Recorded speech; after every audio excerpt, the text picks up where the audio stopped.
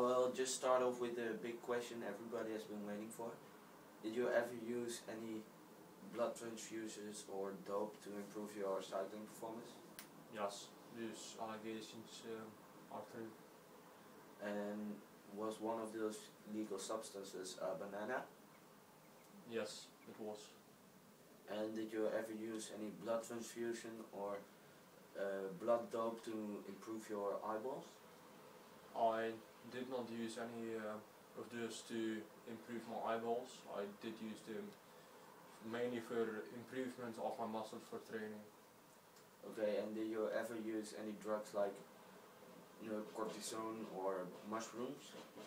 I did use the substance you just named. I used them for training, and so what to say about that basically. So instead of telling the truth, you called other people liars, and you called yourself a honest man. Is it true?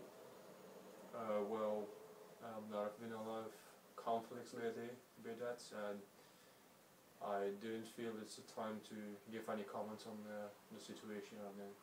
Is it hard to lie about it your whole life because you were the only one who knew you used EPO?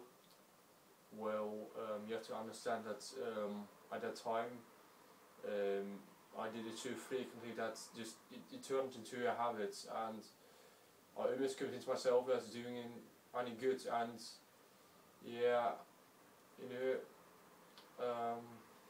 I was so occupied with cycling and training and using dope, it didn't cross my mind that I was lying so much and turning the truth. And how was the EPO culture? Was it normal to use banned substances, or did you feel like you were doing things you shouldn't do? Well, of course it was tense,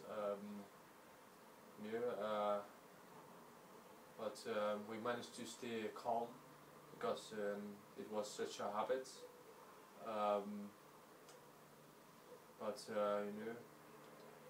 There were cyclists who really had a difficulty with doing it.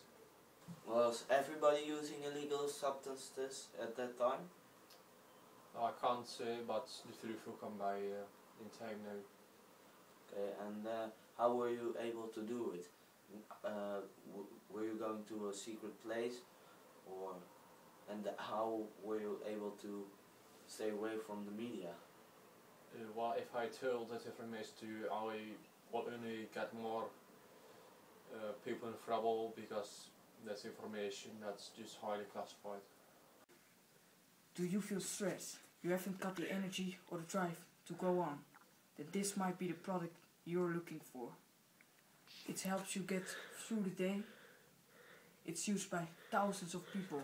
Most of them are successful celebrities, sportsmen, millionaires. They can't practically live without them. So use this product, EPO.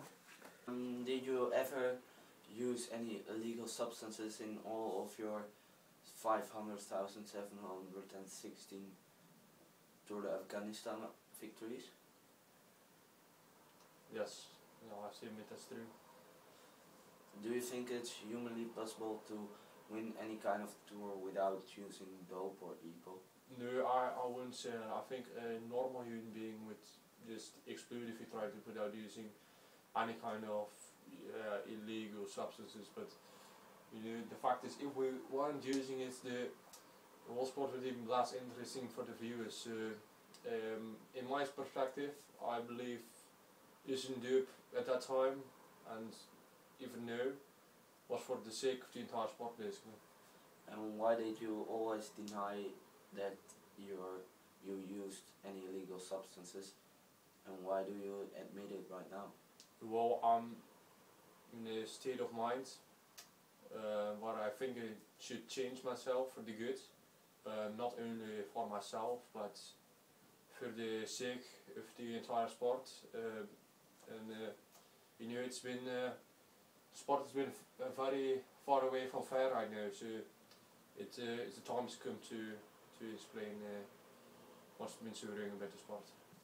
Were you afraid to get caught because there were getting more and more strict rules?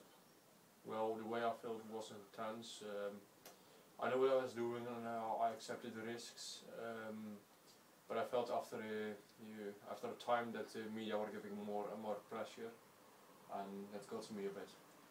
And in your last tour in 2025, did you use any dope? Yes, I did. And what kind of dope did you use then?